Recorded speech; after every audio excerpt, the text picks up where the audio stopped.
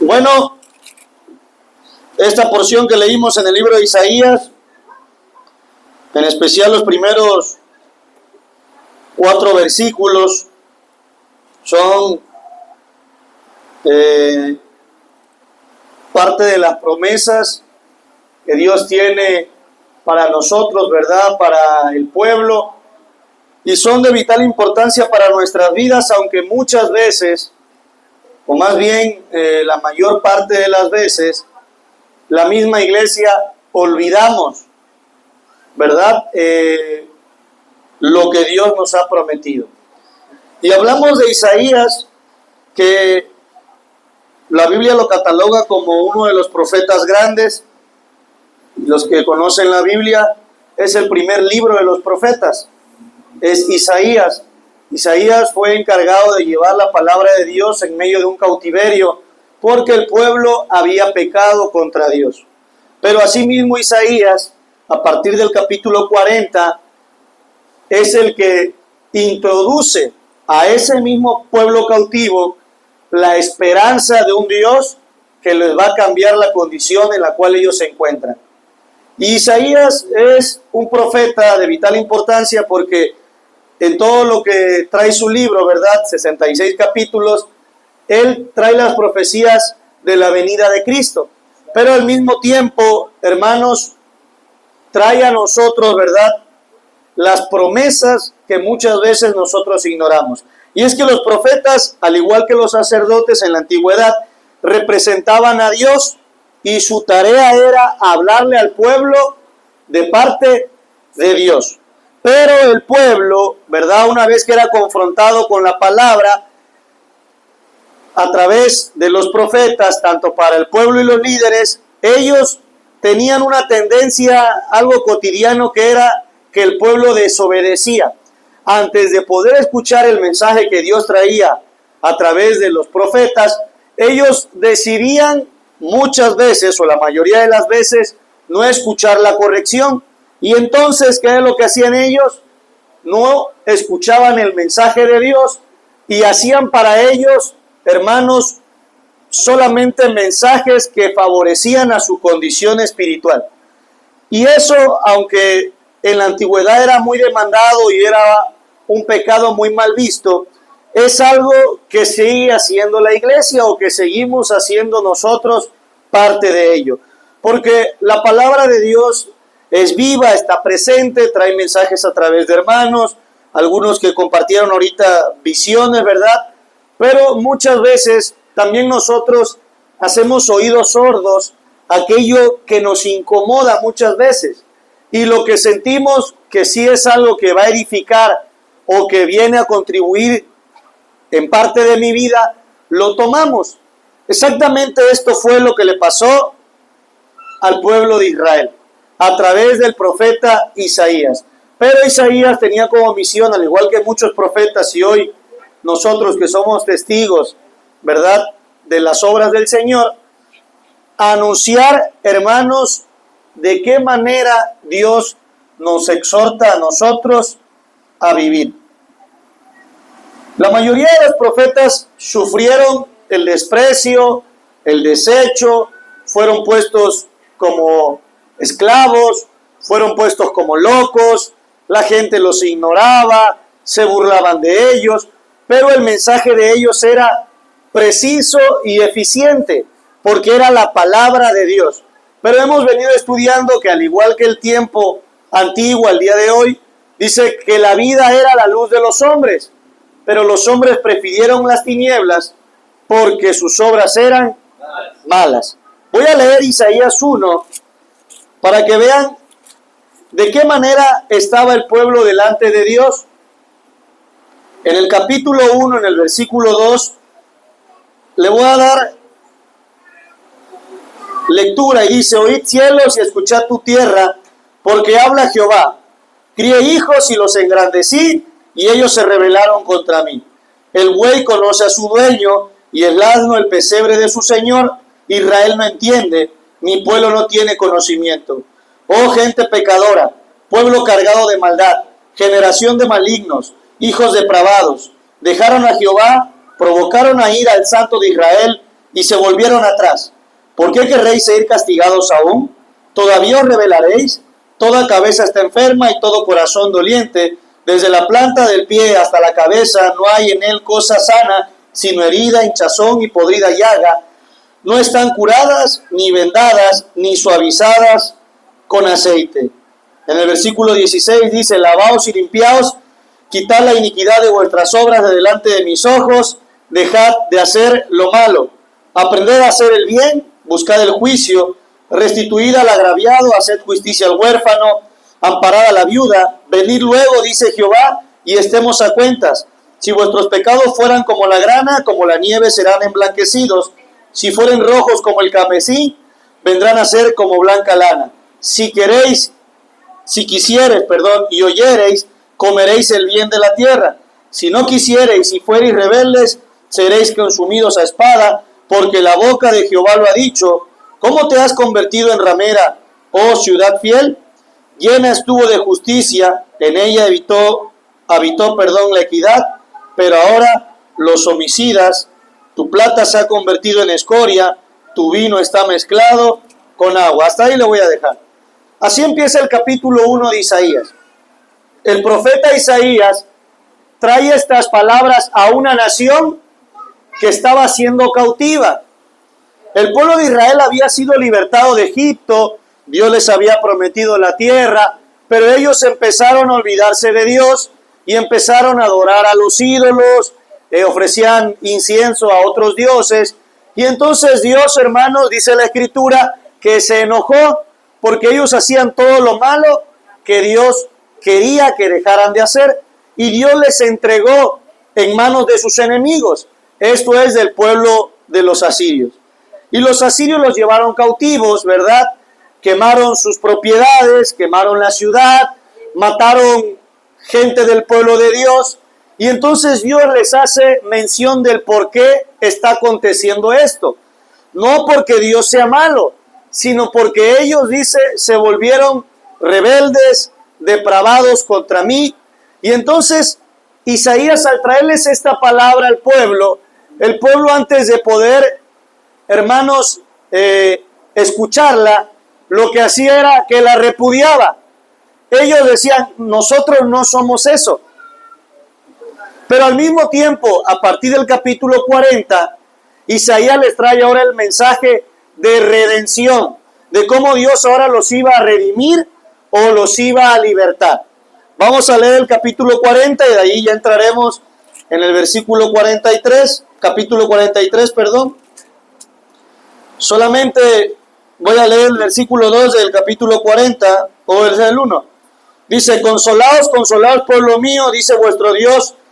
Hablad al corazón de Jerusalén, decidle a voces que su tiempo ya es cumplido, que su pecado es perdonado, que doble ha recibido de la mano de Jehová por todos sus pecados.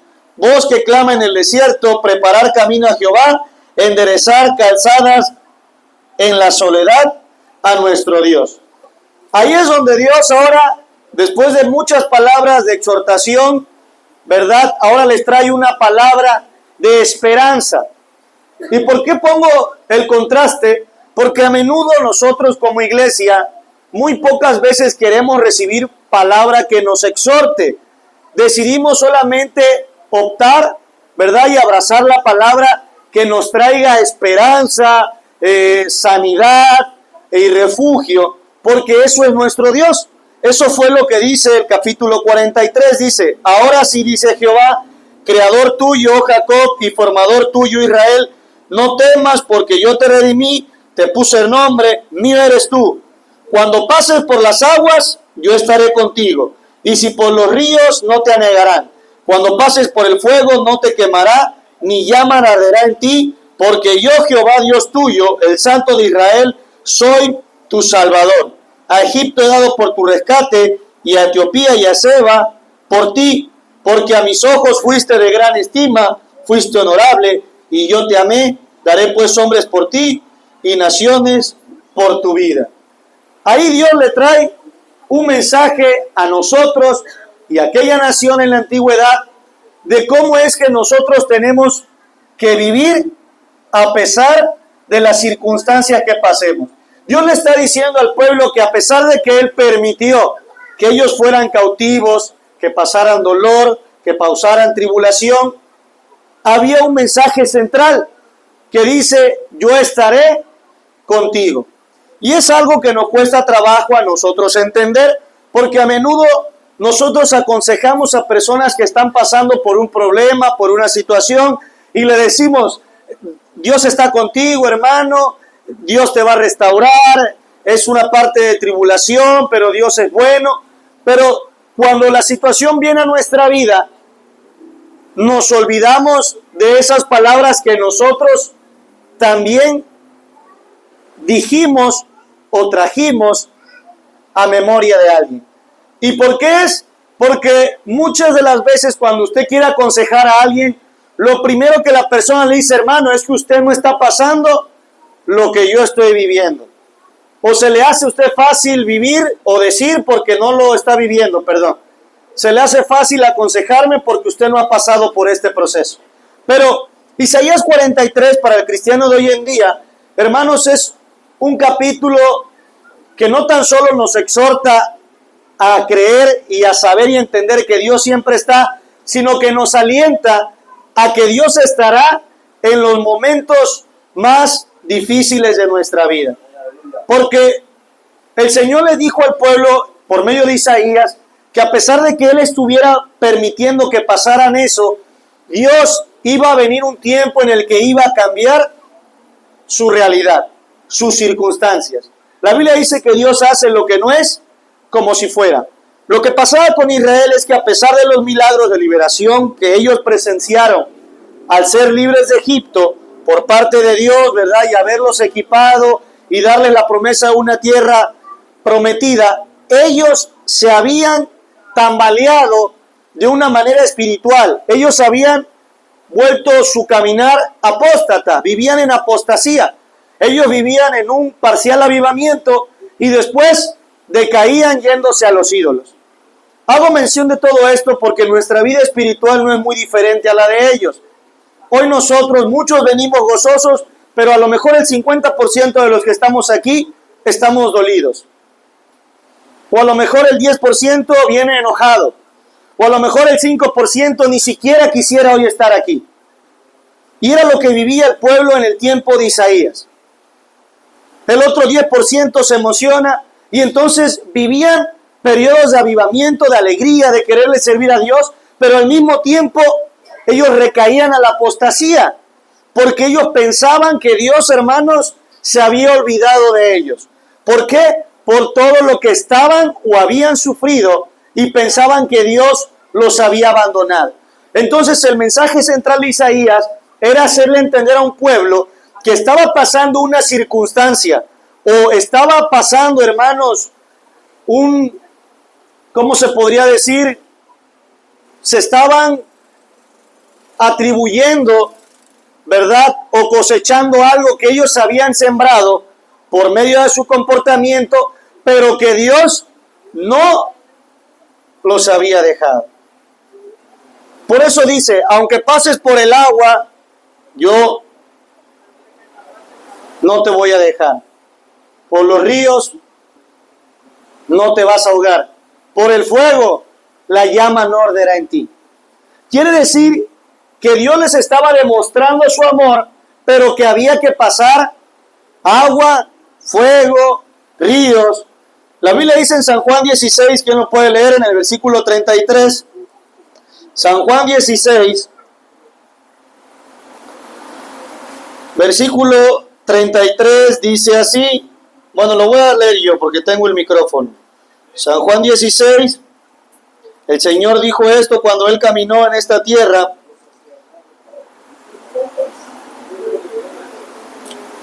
Estas cosas os he hablado para que en mí tengáis paz. En el mundo tendréis aflicción, pero confiad, porque yo he vencido al mundo. El amor de Dios se manifiesta de tal manera que dice que Él dio su vida, pero no excluye al cristiano de hoy de pasar aflicciones. ¿Por qué digo esto? Porque al día de hoy yo puedo ver a cada uno de los que estamos aquí sentados, pero no pudo ver más allá de su interior. Pero sé que muchos hoy venimos angustiados, hartos, fastidiados, cansados, y traemos muchas cosas que si nosotros pudiéramos abrir hoy la reja, saldríamos corriendo, porque pensamos que Dios no contesta, porque pensamos que Dios no actúa, porque pensamos que Dios no ve lo que estoy pasando. Pero Isaías dice que no es así. Dios nos ama, pero su amor, hermanos, no va a impedir que en este mundo pasen o nos sucedan situaciones. ¿Por qué? Porque el agua, el fuego y todas esas tribulaciones a nosotros nos hacen crecer en nuestra fe. Les voy a poner un ejemplo más claro como padre. Hace unos días le dije que mi hijo se enterró un tornillo. Si ustedes le preguntan a mi esposa si ella ama a Samuel, ¿qué creen que les va a decir? Ella ama a Samuel. Si me preguntan a mí, yo les voy a decir que yo amo a Samuel. Pero nuestro amor no impidió que Samuel se enterrara el tornillo. Pero cuando Samuel se enterró el tornillo, lo que Samuel pudo percibir es que la primera persona que lo cargó fue su mamá. Y lo abrazó y lo tenía, le decía, hijo, ora, vas a estar bien. Y él, no puedo, mamá. Y luego me gritaron y fui yo. Y como padres, o en amor en padres, lo llevamos. Con este ejemplo, lo que quiero reflejarles en ustedes es que de la misma manera Dios nos ama. Samuel nunca nos dijo, es que me enterré el tornillo porque ustedes no me aman. No, nuestro amor no impidió que él presentara un dolor, una aflicción, una situación. Esa situación le pasó a él ya sea porque anduvo descalzo, porque no tuvo precaución, porque nosotros lo dejamos mal puesto. Hubo muchos factores, pero nuestro amor siempre ha estado ahí para con él. Lo mismo pasa para con Dios. Pero cuando a nosotros nos sucede algo dentro del amor en Dios, pensamos que Dios no nos ama. Y decimos, ¿por qué pasa esto? ¿Es que Dios no me ama? La Biblia dice en Romanos, dice, porque de algo estoy seguro, que ni la vida, ni la muerte, ni ángeles, ni principados, ni lo presente, ni lo porvenir, ni ángeles, ni ninguna cosa, ni tribulación, ni angustia, ni hambre, dice, nada me podrá separar del amor de Cristo. Pero cuando el pueblo de Dios presenció esto y usted presenta algo en su vida, se nos olvida esa promesa. Pensamos que ya Dios no nos ama. Porque si Dios me amara, ¿por qué permite que me pase esto? Si Dios me amara, ¿por qué permite que esté yo tan angustiado, tan afligido, tan... La Escritura dice algo. Vamos a leer el Salmo 46. Porque cuando yo leía esto me hacía una pregunta. ¿Qué es Dios para mí? Y esa pregunta se la hago a ustedes. ¿Qué es Dios para ustedes, hermanos? El creador de los cielos y la tierra. Y me pueden decir que Dios es amor y que Dios... Y sí, Dios es todo eso. Pero ¿qué representa Dios en nuestra vida? Salmo 46:1 dice la palabra de Dios de la siguiente manera, del versículo 1 al versículo 3 en el Salmo número 46. Dice así: Dios es nuestro amparo y fortaleza, nuestro pronto auxilio en las tribulaciones. Por tanto, no temeremos aunque la tierra sea removida y se traspasen los montes al corazón del mar, aunque bramen y se turben sus aguas y tiemblen los montes a causa de su braveza. Salmo 23, ¿qué dice? En el versículo 4, hermanos. Versículo 4 del Salmo 23 dice: aunque ande en valle de sombra y de muerte, no temeré mal alguno, porque tú estarás conmigo. Tu vara y tu callado me infundirán aliento. Salmo 91, que todos leemos. Dice la Escritura de la siguiente manera: el que habita al abrigo del Altísimo morará bajo la sombra del Omnipotente. Diré yo a Jehová, esperanza mío y castilla mío, mi Dios en quien confiaré. Él te librará del lazo del cazador, de la peste destructora. Con sus plumas te cubrirá y debajo de sus alas estarás seguro. Escudo y adarga es su verdad. No temeré al terror nocturno, ni saeta que huele de día, ni pestilencia que anda en la oscuridad, ni mortandad que en medio del día destruya. Caerán a tu lado 1000 y 10,000 a tu diestra, mas a ti no llegarán. Ciertamente con tus ojos mirarás y verás la recompensa de los impíos. Porque has puesto a Jehová, que es mi esperanza, al Altísimo por tu habitación. No te sobrevendrá mal, ni plaga tocará tu morada, pues a sus ángeles mandará cerca de ti que te guarden en todos sus caminos. En las manos te llevará para que tu pie no tropiece en piedra. Sobre el león y el áspid pisarás. Hollarás al cachorro del león y al dragón. Por cuanto en mí has puesto su amor, yo también lo libraré, le pondré en alto, por cuanto ha conocido mi nombre. Me invocará y yo le responderé. Con él estaré yo en la angustia. Lo libraré y le glorificaré. Lo saciaré de larga vida y le mostraré mi salvación. La iglesia en el tiempo de Isaías, o el pueblo en el tiempo de Isaías, y la iglesia de hoy en día, pensamos que Dios está con nosotros cuando estamos sanos, cuando todo va bien, cuando hay trabajo, porque sabemos que son parte de sus bendiciones. Pero si usted escudriña la Biblia, Dios prometió estar con usted en los momentos de aflicción, de angustia, de soledad. Pero cuando alguien en una iglesia presenta eso, decimos, es que Dios lo ha abandonado. Porque si Dios no le estuviera pasando eso, si Él es pilar, si Él es predicador, algo está haciendo mal. La Biblia dice que nosotros cosechamos lo que vosotros sembramos, pero que tenemos un Dios que nos tiene que hacer pasar pruebas, tribulaciones, para que nuestra fe crezca. Primera de Pedro habla del oro. Dice, así como el oro, vuestra fe tiene que ser puesta sobre el fuego de prueba para que nosotros crezcamos. El oro, aunque perecedero, dice, se tiene que meter ahí. ¿Para qué? Para que la calidad del oro sea puesta en evidencia. Un oro, ¿verdad? Cuando se mete al fuego, ¿qué pasa? Empieza a sacar todas las impurezas. Y entre más pueda soportar el fuego, más puro se vuelve.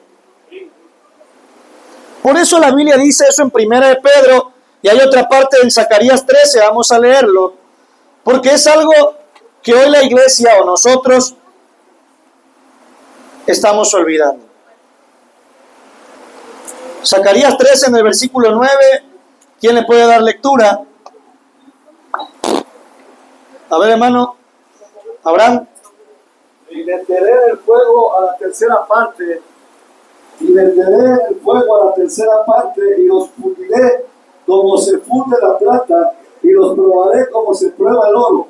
E invocará mi nombre, y yo le diré, y diré, pueblo mío, y él dirá, Jehová es mi Dios. Amén. Amén, aleluya.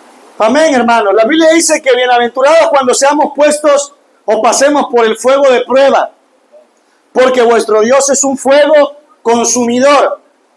Y el fuego de Dios tiene que venir sobre vuestras vidas para que consuma todas las impurezas que hay en nuestras vidas.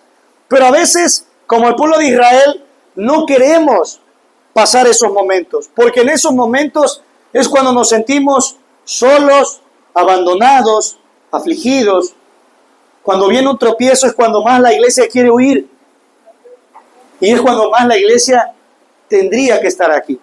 Cuando a usted pareciera que algo le molesta en la iglesia, ¿qué es lo que quiere hacer? Es irse. Y es cuando más tendría que soportar y entregarse. Porque el Señor dice, Él es mi amparo, mi fortaleza, mi pronto auxilio en las tribulaciones. Aunque los montes se traspasasen y se movieren a lo profundo del mar, no voy a tener miedo. Aunque ande en camino de muerte, aunque ande en valle de sombra, no temeré mal alguno porque Dios está conmigo. Porque voy a poder hollar al cachorro de león, al áspid, porque mi pie no va a tropezar. Cuando nosotros entendamos esas palabras de Isaías en vuestra vida, hermano mío, cuando más cosas le estén pasando, es cuando más gloria le va a dar usted a Dios. Cuando más va a querer estar en la iglesia, cuando más va a querer servirle a Dios, cuando más, porque va a entender que Dios está probando nuestro corazón, vuestra fe. Porque nosotros no venimos a una iglesia para caerle bien a alguien. Venimos por amor a Cristo. El pueblo vivía queriendo agradar a las naciones paganas. Y al querer agradar a sus vecinos, desagradaron a su Dios. Y antes de servirle a su Dios, le servían a lo que Dios no quería. Si la Biblia nos ha mandado a amar, a unión, a perdón, a misericordia, a soportar, porque eso es el amor, sirvamos a vuestro Dios y no le sirvamos a vuestra carne.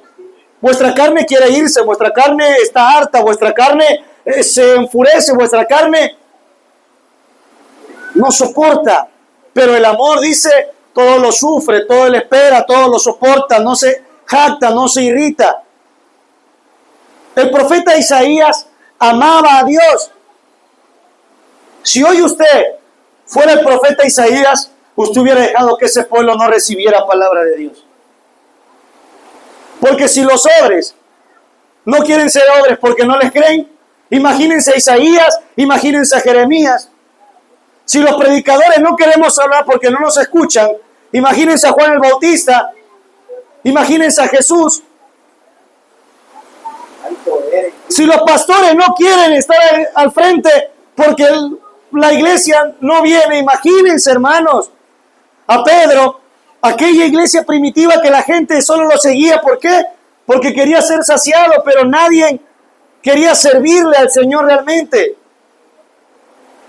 ¿Por qué? Porque al igual que ese pueblo, hoy en día le damos más valor a nuestra vida terrenal que a las cosas espirituales. Por eso siempre hay en una iglesia alguien que se cansa, alguien que no soporta, alguien que le molesta lo que hacen todos. La Biblia dice que al que a mucho se le perdona, mucho ama. Pero al que poco se le perdona, poco ama. ¿Y qué es esto? No es de que haya pecadores muy grandes y pecadores muy chicos, porque eso es lo que hace uno en la iglesia. Usted ve a una persona que está pecando, hablando mal de alguien y dice, pobre, ese hermano ya no debería andar hablando mal. Pero ve a alguien que deja de venir y que lo ve que anda por aquí, anda por ahí, y dice, ese hermano ya anda muy en el mundo, lo tiene que jalar Dios de las greñas para que venga, porque ya se anda extraviando. Y luego está el hermano que de una manera, sin disimular, usted sabe que anda tomando, que viene, que anda en fornicación, y a ese lo tiene usted como ese que ni venga ya, porque está jugando con fuego, con Dios no se juega, porque Dios no puede ser burlado. Y entonces, esa es la evaluación que nosotros tenemos del pecado. Pero la Biblia dice que todos nosotros somos pecadores, porque el que sabe hacer lo bueno y no lo hace, le cuenta pecado. Y que cuando Dios nos mande a cuentas en el trono blanco, en la misma fila que va a estar el adúltero, va a estar el mentiroso. Y ahí se lo va a encontrar usted o yo. Donde va a estar el borracho, el fornicario, el homosexual, también va a estar aquel que no tuvo misericordia, aquel que sabía lo que tenía que hacer y no lo hizo. Y entonces, por eso el Señor dice, el que mucho se le perdona, mucho ama. Porque cuando usted viene a la iglesia o ya está dentro de la iglesia, piensa que el perdón y el amor de Dios se lo tiene que ganar alguien con sus actitudes y con sus hechos. Cuando el amor de Dios es por gracia. Y entonces, cuando usted reconoce que es pecador, que Dios le perdonó, porque dice la Biblia que de lo vil y menospreciado nos sacó Él, cuando alguien esté pecando, fallando o hablando, ¿sabe qué va a tener usted de Él? Misericordia. Porque vamos a dar de gracia lo que recibimos de gracia. Pero aquellos que amamos poco es porque pensamos que no estamos tan mal. Porque pensamos que mi pecado no era tan grande como el pecado. Porque decimos, es que aquel era pecado de muerte, yo tengo pecado pecado chiquito, hermano. Pero la Biblia dice que el pecado es pecado y que la paga del pecado es muerte. Mas la dádiva de Dios es vida. Y entonces, eso es lo que pasa en la iglesia y fue lo que pasó en el tiempo de Isaías. Cuando a usted le molesta todo, es porque a lo mejor ni siquiera hemos recibido el perdón de Dios en nuestras vidas. Porque aún pienso que lo que yo tengo no es tan malo, pero quiero decirle que delante de Dios, a Dios no le agrada eso. El pueblo de Israel en ese tiempo no entendía lo que Dios no quería de ellos. Dice que ellos le traían vana ofrenda, y el Señor decía, ¿hasta cuándo me van a seguir trayendo esto? Yo ya no quiero eso de ustedes. Esa ofrenda que me traen es vana, lo que yo quiero es que me amen, que me conozcan. ¿Cuántas iglesias creen que cada domingo le traemos vana ofrenda al Señor? Porque aunque seamos lo que seamos, aunque sea yo el que predique, mi corazón está lleno de angustia, dolor, y pienso que Dios no está ahí. ¿Cuántos personajes en la Biblia no se sintieron como usted? Solos, angustiados. Elías decía, Señor, quítame la vida. Ya quítame la vida porque esta mujer Jezabel, mira, me está persiguiendo, ya no aguanto. Y no soy mejor que mis padres. Gloria a Dios, aleluya. ¿Cuántos personajes? Moisés le decía, Señor, quítame, ráeme de tu libro. No mates a tu pueblo, mátame a mí, pero no quiero que se diga de ti cosas malas. Jeremías, angustiado, estaba solo en un calabozo y sintió dolor, desesperación, angustia, pero había alguien que se llamaba Baruch que iba y llevaba su mensaje. Podemos hablar del rey David. En gran angustia y afligido estoy, Señor. Quítame todo lo que quieras, pero no apartes de mí tu Santo Espíritu, Señor. Quítame todo. Quítame el reino, mis hijos, el trabajo, pero vuélveme el gozo de tu salvación, Señor. Por eso la gente dice, ¿por qué pobrecito el rey Saúl? Porque él lo único que hizo fue matar unas ovejitas en sacrificio. Y David adulteró. Y David cometió homicidio porque mandó a matar al... Y David hizo esto, y David hizo lo otro. Pero Saúl hizo todo lo que hizo por no perder el reino.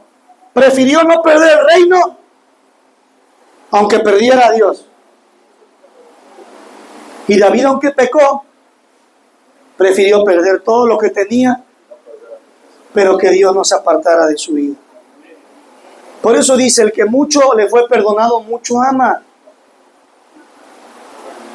Por eso hay personas que pueden estar en una iglesia y son fuertes en la fe porque si alguien falla, no quieren irse de la iglesia. Porque entienden que es una persona pecadora, que va a traer consecuencias a su vida. El pecado sí las va a traer, pero que la gracia y el amor y el perdón de Dios no se lo van a ganar, ¿verdad? A lo mejor como a usted le pasó. Acuérdense que hay una parábola que el Señor contrata a la gente para su viña y convienen ellos en un denario. ¿Qué pasó con el que llegó a trabajar al final, hermanos? Les pagó lo mismo. Y entonces, los que estaban trabajando desde el principio, ¿qué dijeron? Le fueron a reclamar, porque se molestaron que ellos tenían mucho tiempo ahí, y el que venía llegando, le paga lo mismo. Y el Señor les dice, ¿qué tienen contra mí que quiero ser bueno? No quedé con ustedes en un denario. Yo puedo hacer lo que quiera con lo mío. Muchos de nosotros queremos que el amor o la llenura o lo que pase en la iglesia se gane con hechos aquí, sin ver que el que tiene todo en sus manos es Dios. Fíjense lo que le dice ahí en Isaías 43. Le dice, ahora sí, así dice Jehová. Número 1, creador tuyo, que te formé, que te redimí, que te puse nombre, mío eres tú. ¿Quién te creó? ¿Quién nos formó? El Señor le dice al pueblo, yo te creé, yo te formé. Nosotros somos hechura suya. Yo, dice, te redimí, yo te liberté de cómo eras. Te llamé, te puse nombre. Eres mío.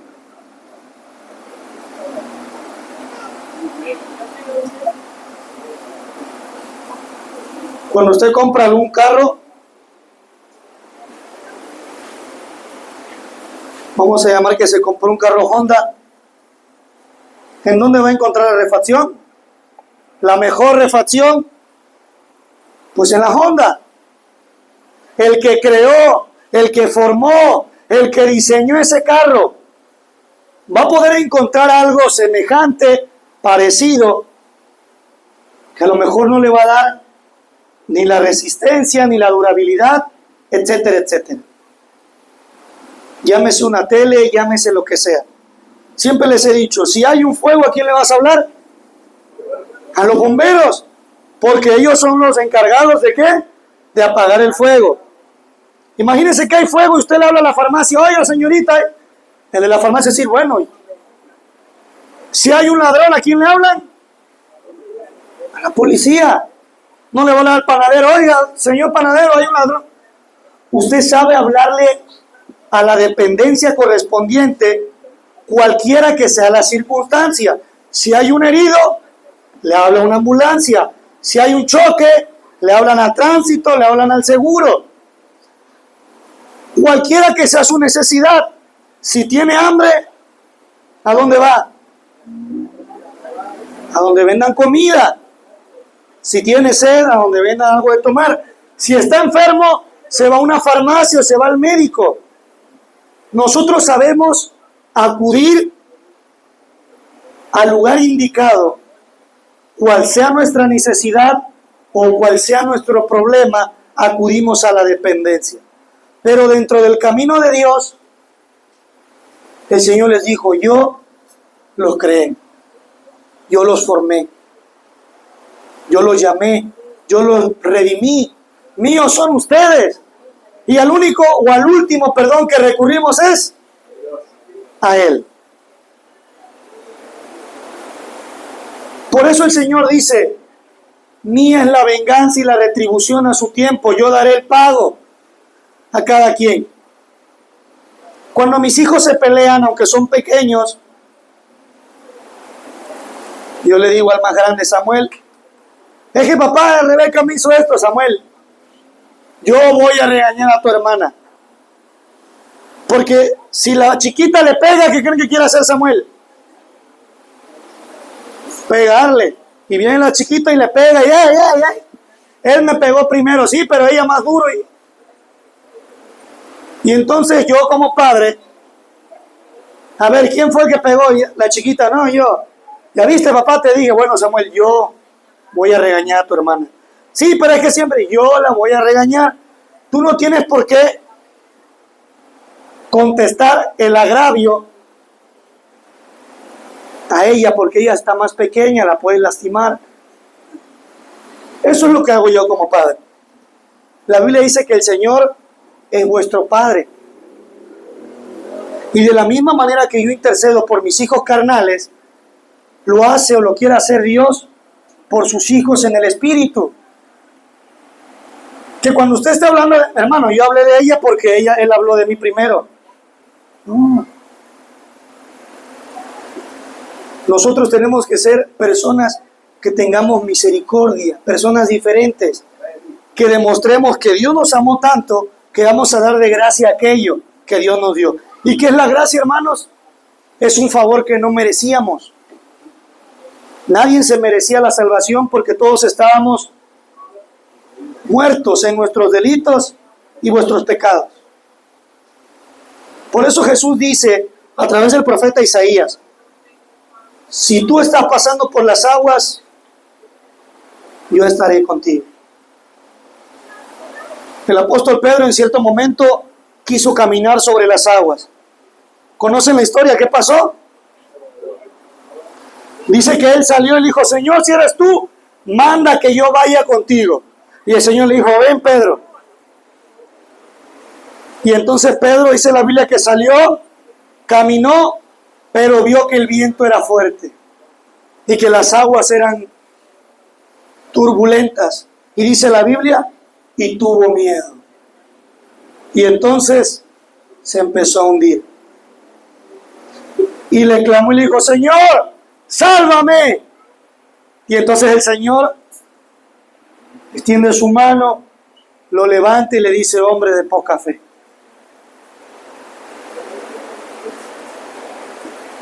Aunque las aguas sean muy profundas y tengamos miedo, la Biblia dice que Dios estará ahí con nosotros.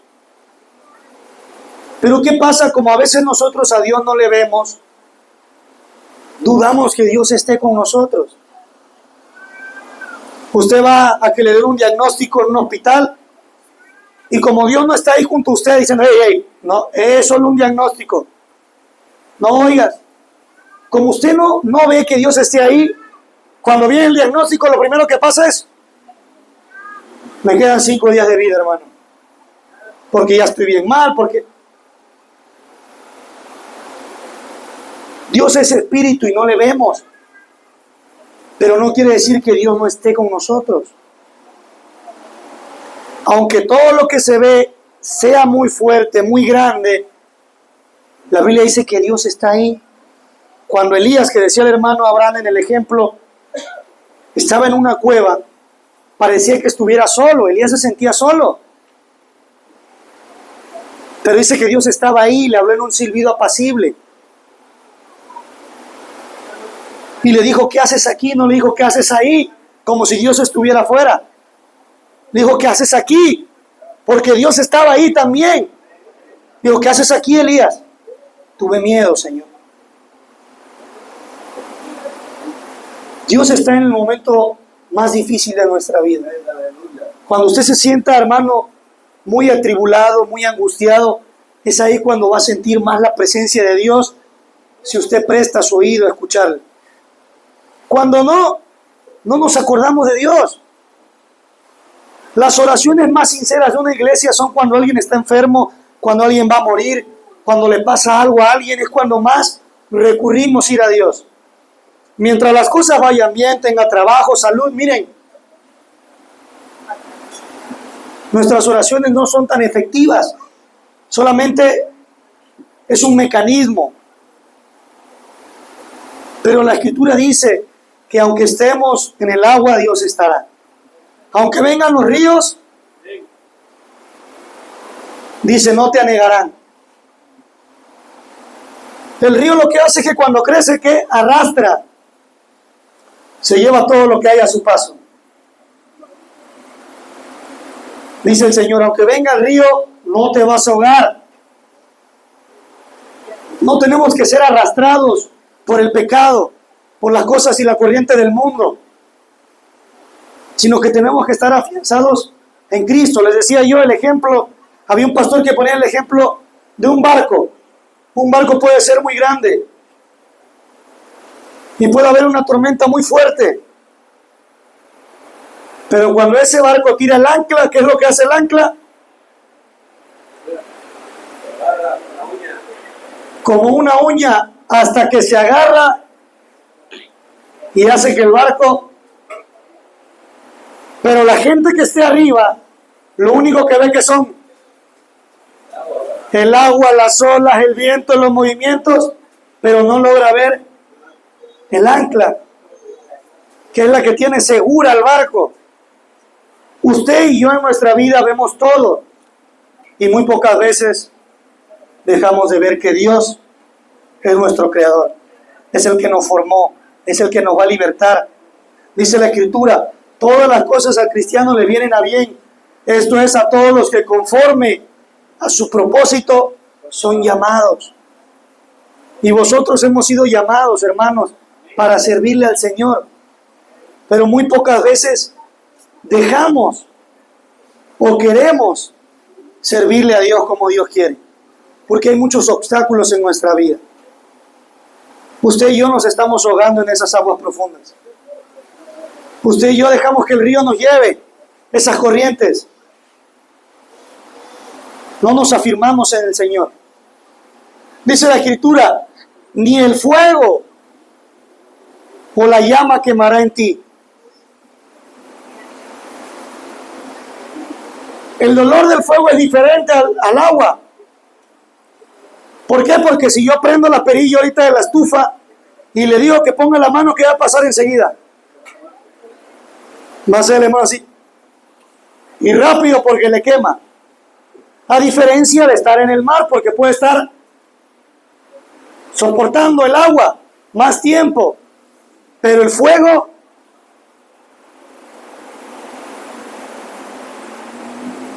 es un dolor repentino, como los que a veces vienen a nuestra vida. Hace unos días murió la esposa de un compañero de nosotros, de un infarto. En primera instancia pensábamos que estaba enferma, nosotros no la conocíamos del todo, solamente de vista. Pero su esposa, hermanos, murió. Me hablan en la mañana, me dicen, oye, la esposa de Toño Blanco murió. Le dije, no es cierto. Me dice, sí, háblale o velo a ver. Le marqué a mi papá y le comenté. Y fuimos a ver a Toño Blanco. Esta persona trabaja con nosotros, rentamos una bodega juntos. Él tiene su taller ahí junto con nosotros y con su hijo. Y cuando lo vimos,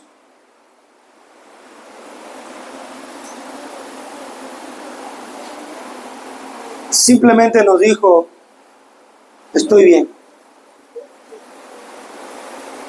Perdí a mi compañera de más de 30 años de vida. Pero les voy a pedir una cosa. Díganle a su iglesia que ore por mí. Porque la soledad, cuando yo regrese a mi casa y no la vea ahí acostada junto a mí,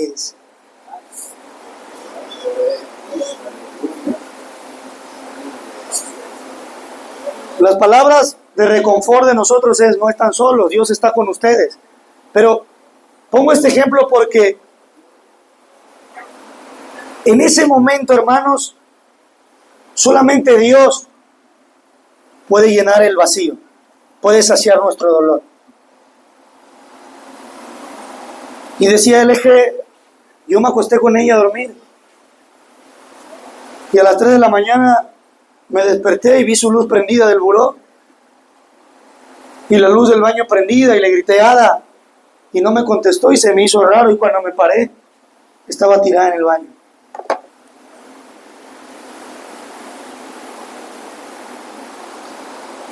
No hubo más tiempo, hermanos.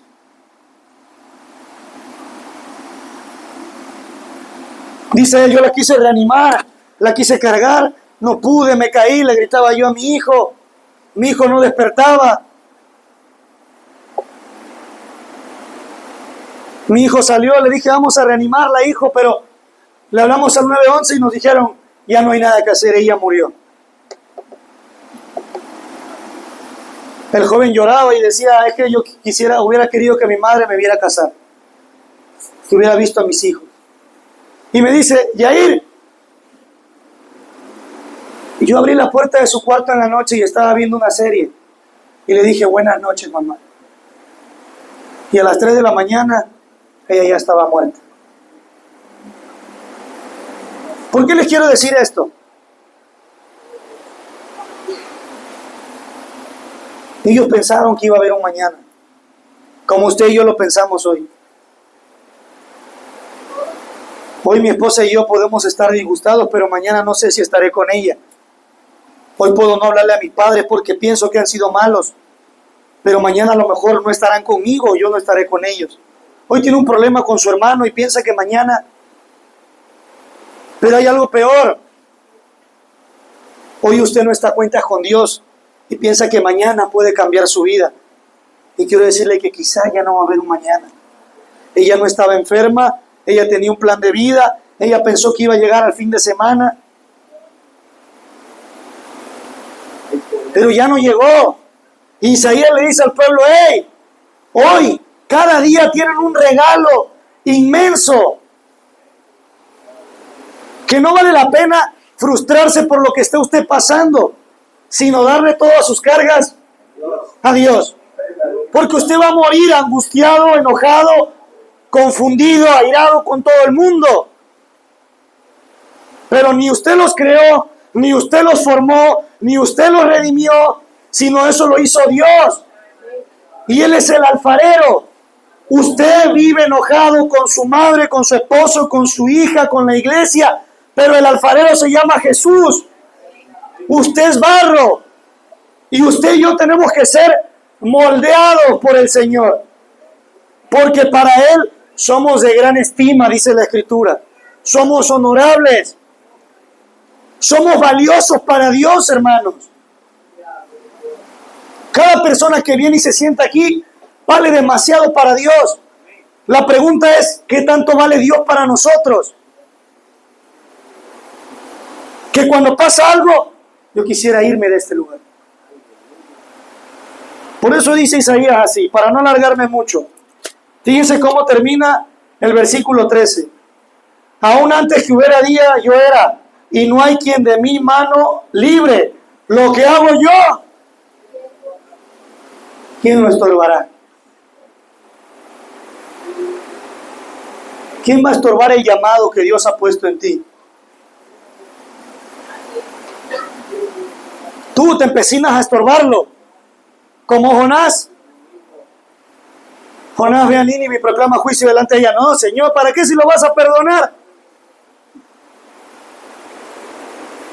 Señor, ¿para qué voy a predicar del amor si tengo un año predicando que nos amemos y no nos amamos? Tú ve y predica el amor. Tú ve y pregona juicio. ¿Para qué voy a hacer el vaso si de todas maneras lo que yo digo? Mira, no me creen, no me entienden. ¿Para qué yo voy a hacer el de milagros si los hermanos luego... ¿Saben quién estorba en el llamado? Dice, ¿quién lo va a poder estorbar?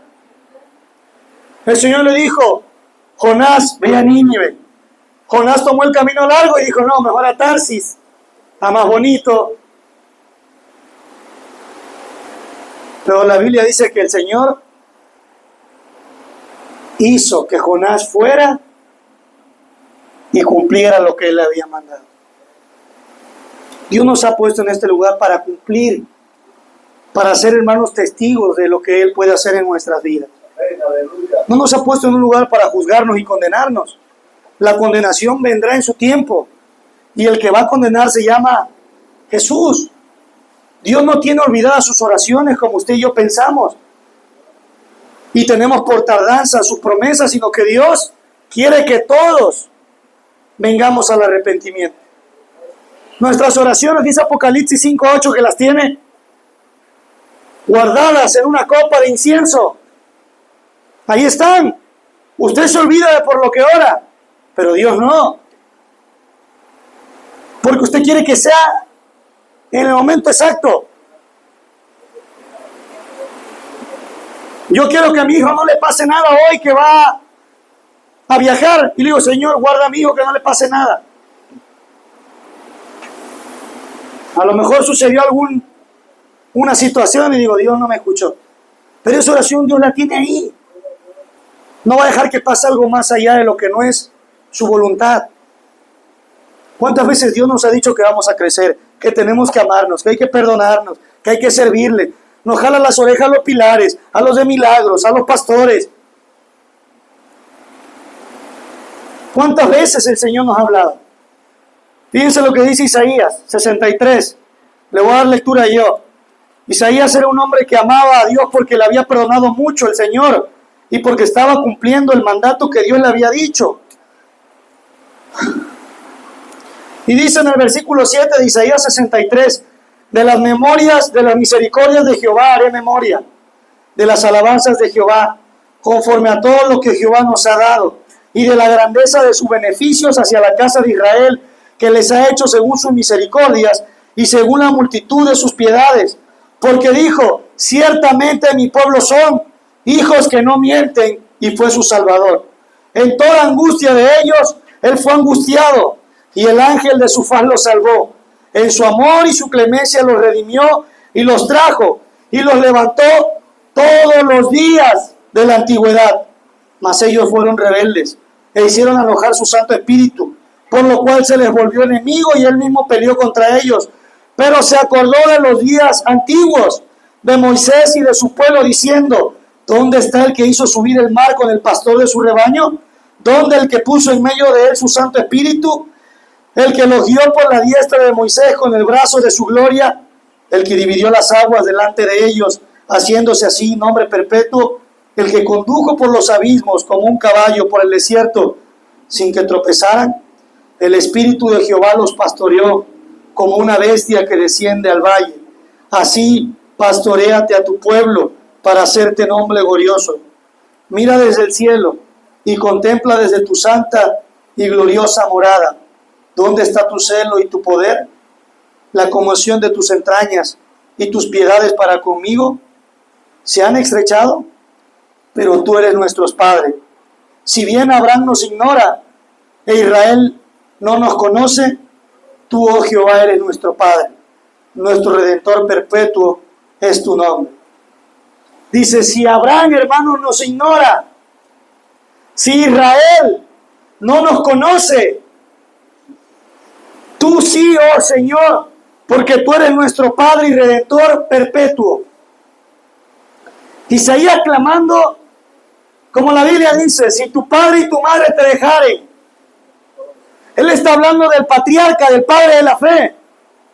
Dice, si Abraham me ignora, si Israel no me reconoce, Señor. Hablando del pueblo.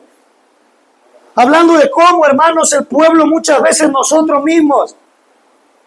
Dice, tú eres mi Padre. Así el pilar hoy no me salude.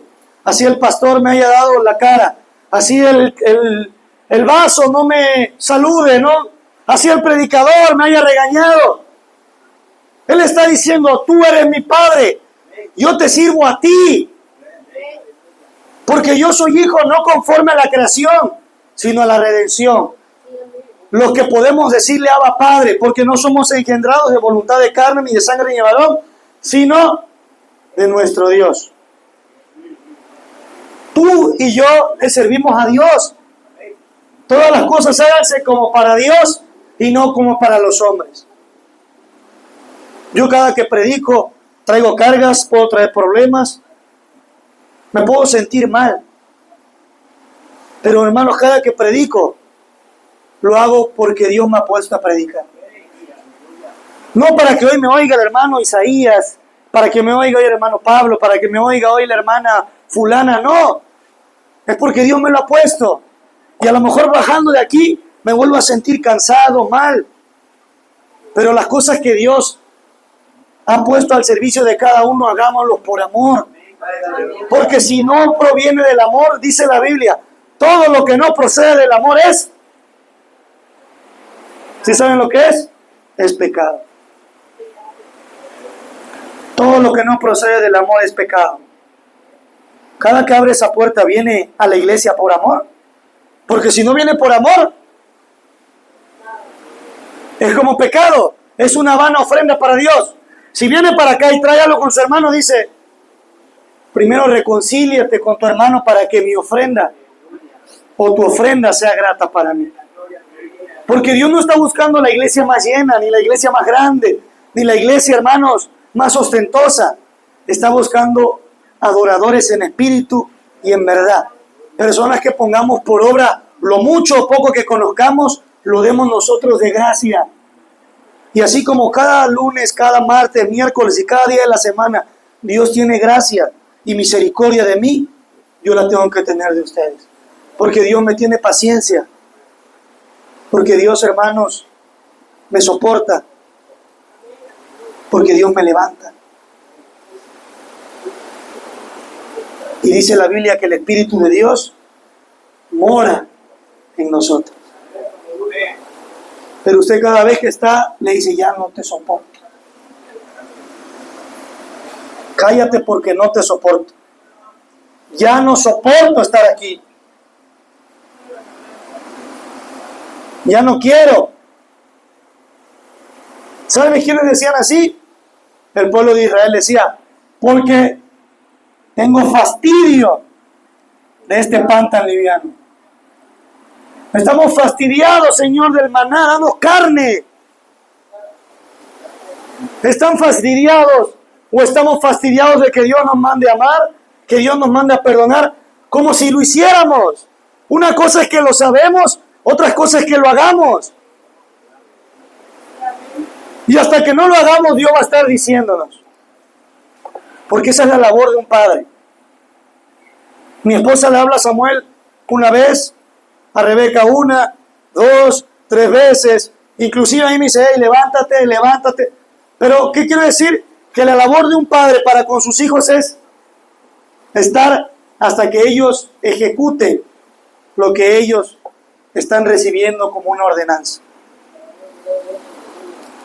Vamos a terminar leyendo Isaías 64. Voy a leer el versículo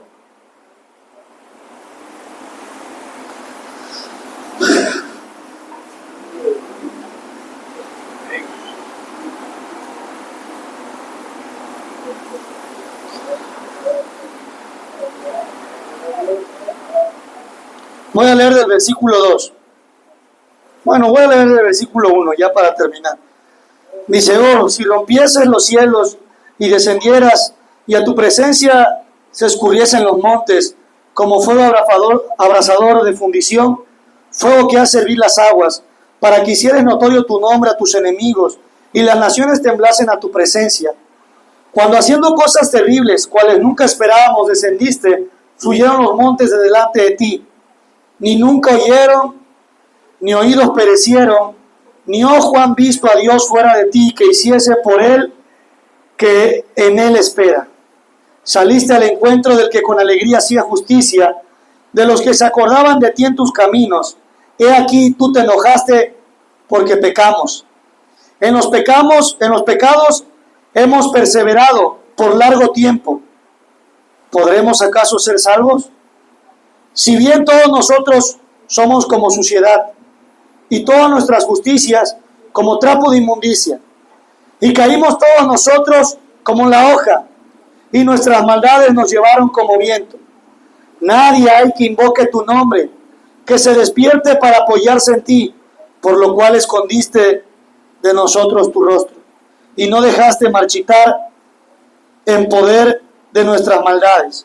Ahora pues, Jehová, tú eres nuestro Padre, nosotros barro, y tú el que nos formaste. Así que obra de tus manos somos todos nosotros. No te enojes sobremanera, Jehová, ni tengas perpetua memoria de la iniquidad. He aquí, mira ahora, pueblo tuyo somos todos nosotros. Tus santas ciudades están desiertas, Sión es un desierto, Jerusalén una soledad. La casa de nuestro santuario y de nuestra gloria, en el cual te alabaron nuestros padres, fueron consumidas al fuego, y todas nuestras cosas preciosas han sido destruidas. ¿Te estarás quieto, oh Jehová, sobre estas cosas? ¿Callarás y nos afligirás en sobremanera? Amén. Hasta ahí. Isaías clama, reconociendo cómo eran ellos delante. Dice, somos nosotros todos como suciedad, y nuestras justicias como trapo de inmundicia, Señor, porque nosotros hemos pecado contra ti. Pero quiero decirte que tú eres nuestro Padre. Tú fuiste el que nos formaste. Formador nuestro eres tú. Como el barro, queremos ser en tus manos, Señor. ¿Estarás en todo o en sobremanera afligiéndote o enojado con nosotros? Isaías exhorta a un pueblo como hoy Dios nos exhorta a nosotros a primero reconocer nuestra condición. Isaías, hermanos, habla en plural. Él se hace parte de ese pueblo. Él no dice, Señor, ¿por qué ese pueblo es rebelde y yo soy el profeta que estoy bien, castígalos. No.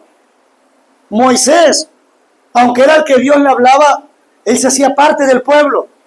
Él estaba dispuesto a morir por ese pueblo. Hoy, el Señor decía, todos miramos la paja, pero nadie mira la viga que tenemos. Hoy vemos el error de todos. Hoy ven mi error que predico, hoy ven el error del pastor, hoy ven el error del Pilar, hoy ven, pero el de nosotros. No decimos nosotros hemos pecado, Señor. Usted ve las fallas del que no viene y dice, ay, Señor, es que ellos te están fallando. No, somos uno.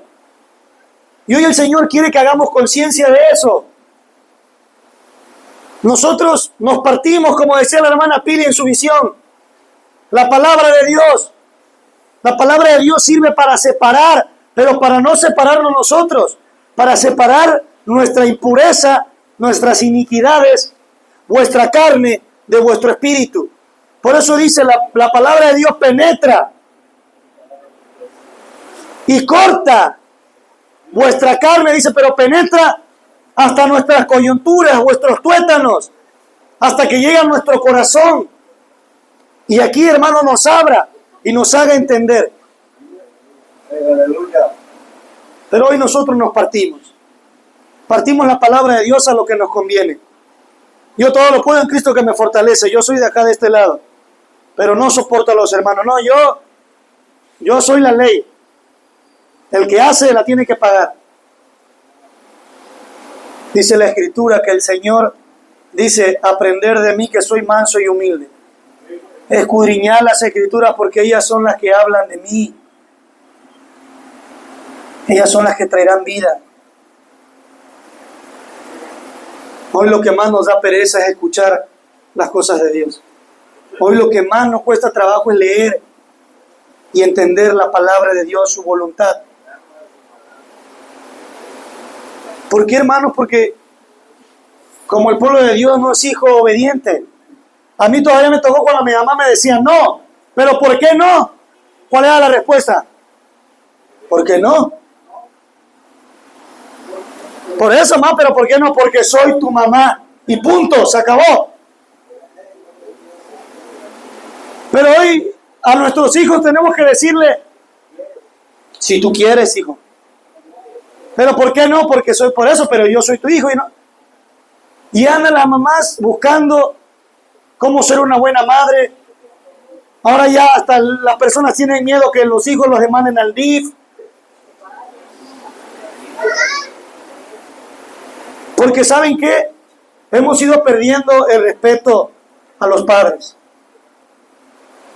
Y así como se ha ido perdiendo de manera terrenal, ahora se pierde en manera espiritual. Porque ahora si alguien regaña a un niño, pues ya lo va a traumar de por vida y ya tiene déficit de atención y no sé qué. Así, hermanos. Y los niños son más groseros, rebeldes, irrespetuosos. Porque eso se ha venido perdiendo de generación en generación. Y terrenalmente no lo vemos mal. Pero eso mismo se ha perdido espiritualmente. Hoy nos dormimos en una iglesia cuando la gente deseaba estar en una iglesia. Solamente habla de uno que se durmió y ¿qué le pasó? Se cayó, se murió y lo resucitó Pablo, Eutico.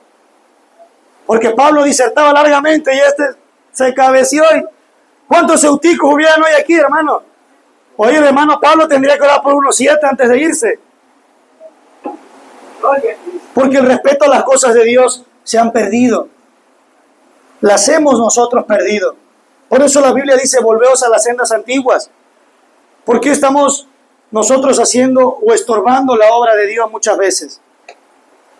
Yo soy el único que me rehúso a no servirle a Dios. Soy yo. No es alguien más. Yo pudiera poner excusas para no predicar, pero ¿saben que cuando Dios me llama a cuenta de decir, a ver, ¿yo qué te puse a hacer? A ver, Señor, me pusiste a predicar, pero ¿para qué predicaba si no iban? Si se dormían, si no lo hacían. Bueno, a ver, ¿yo qué te puse a hacer a ti?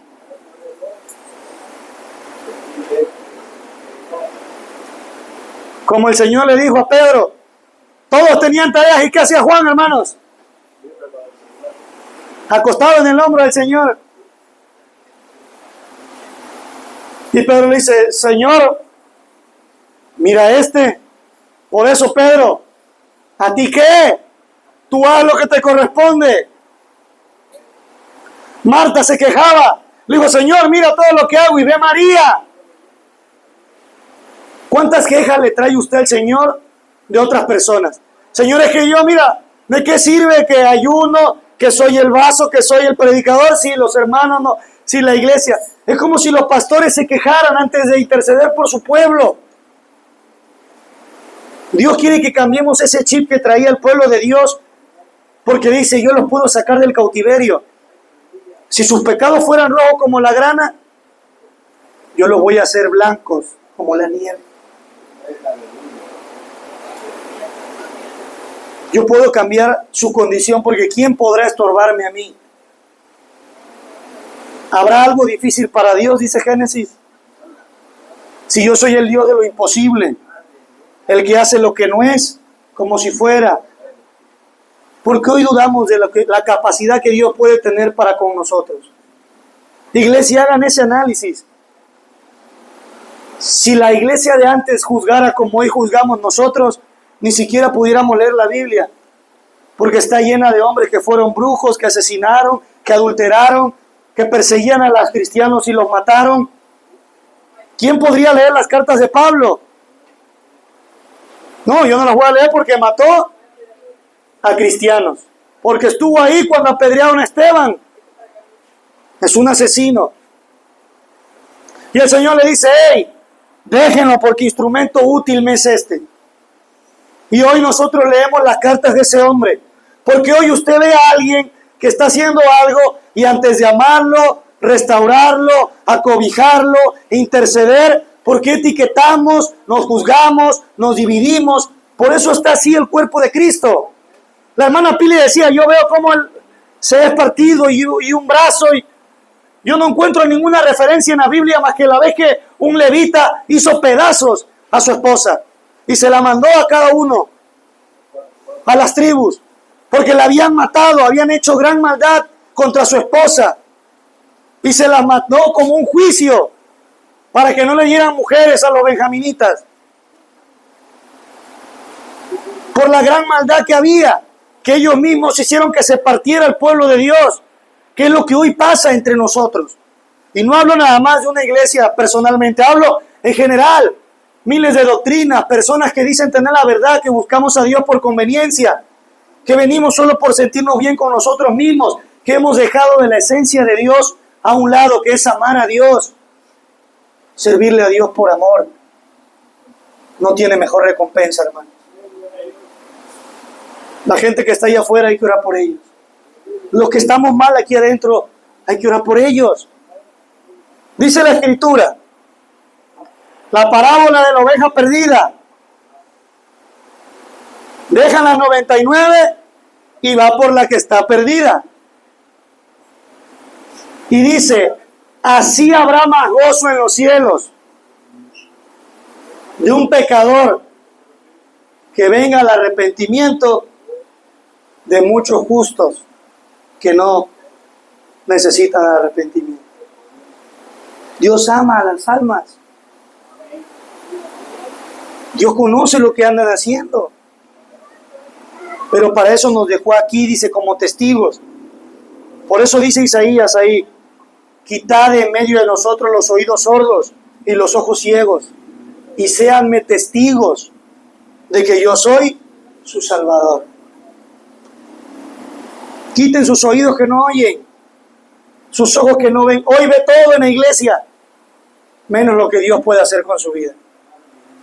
Hoy escucha todo en la iglesia, todo lo que hablan, dicen, critican, pero nunca oye la voz del Señor. Pero todo lo demás no nos llevamos. Y lo que nos tenemos que llevar guardado en nuestro corazón es lo que se queda cada domingo aquí. La palabra de Dios, las citas del Señor, el mensaje de salvación, el cambiar nuestra manera de vivir. Nos llevamos todo. El desprecio, las groserías, las habladurías, todo. Pero dice la Biblia que para Dios todo eso es basura, que no edifica nuestras vidas, sino que destruye nuestra fe. Así que hoy llevémonos lo que realmente vale. Dice, escudriñadlo todo, retengan lo bueno, desechen lo malo. No sean vencidos por lo malo, sino venzcan con el bien el mal. Así que hoy, por eso el Señor decía, si te piden la túnica, dales la capa. Si te piden una mejilla, pon la otra, porque no vale la pena perder vuestro tiempo, hermanos, de vida, angustiados, atribulados, desesperados, porque no sabemos si mañana va a haber día. Por eso puse el ejemplo de esta mujer. Era una mujer sana. Nunca fue al doctor. Dice, es que todos éramos enfermos. Ella la que nunca se enfermaba. Era la columna vertebral de nuestra familia. Los sábados eran especiales. Todos nos reuníamos porque ella era su sábado. Y decía, y hoy, el día de mañana, porque lo vimos el viernes, el día de mañana será el primer sábado sin ella. Solo nos guarda o nos queda a nosotros guardar su memoria. Porque cuando Dios dice hasta aquí, nos dijo, es hasta aquí. Solamente oren mucho por nosotros. Por eso, hermanos, les pido sus oraciones por ellos. Esa experiencia que vivieron ellos me ha hecho pensar mucho a mí en que a veces perdemos el tiempo en cosas absurdas. ¿Saben qué? No disfrutamos la vida. Y la vida es un regalo de Dios para nosotros. La vida hay que disfrutarla, amando a las personas, haciendo la voluntad de Dios. No somos una iglesia militarizada que no. Lo que Dios nos manda es a disfrutar. Eclesiastés dice, el fin del mensaje es este, que el hombre coma y se sacie de su trabajo, y que ame a la mujer de su juventud, y que tema a Dios, porque esto es el todo del hombre. Porque todo lo demás es vanidad. Así como la flor se marchita, así es la vida del hombre. Mañana no podremos estar, así que hoy disfrute.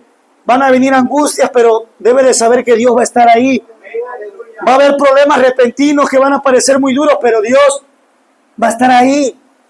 Dios permite que pasen, Dios será la respuesta. Dios le dará a usted el consuelo, Dios le levantará. Porque ese es nuestro Dios, al Dios que nosotros servimos. Así que, hermanos, vamos a hacer una oración para terminar el mensaje de hoy. Señor, en esta hora te damos gracias porque sabemos que vendrán dificultades, pero tú eres un Dios poderoso. Que aunque andemos en valle de sombra de muerte, no temeremos porque tú estarás, Señor. Pase lo que pase, Señor, sabemos